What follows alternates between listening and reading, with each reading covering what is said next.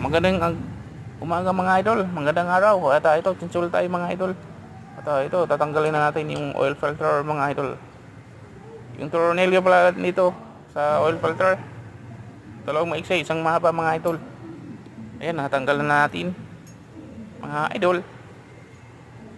At ayan, wala nang tornilyo, tanggalin na natin yung takip. Ayan, natanggal na yung takip mga idol. Ayan, nasilip ko na yung oil filter.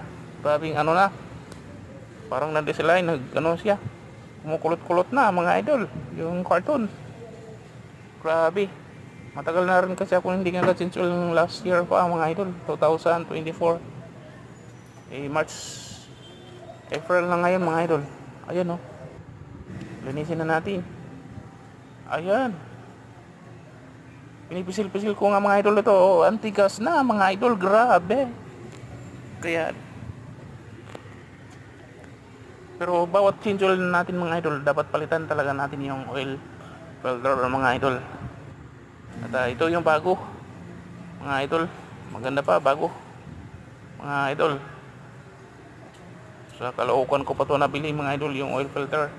May ano pala to, spring. Yung spring nito sa loob mga idol. Kasi kibali may ano siya dyan, stopper sa loob mga idol. Sa loob yung spring pag kabit natin mga idol. At sa labas yung medyo flat idol. At ito, nakabit na natin mga idol. Pati yung tornilyo nakabit na natin. Yung oil filter mga idol. Ayan. At yung drain plug nakabit na rin natin. At ito, yung langis sobrang itim na. At medyo malapot na mga idol. Matagal-tagal na rin kasi hindi nakatinsul tayo mga idol.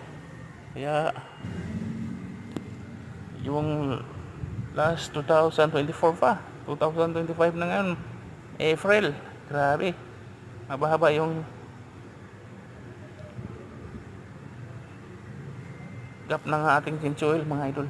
Ayan, mamayat maya ata subukan na natin paandarin para sure natin na walang leak talaga mga idol habang hindi pa mainit yung makina.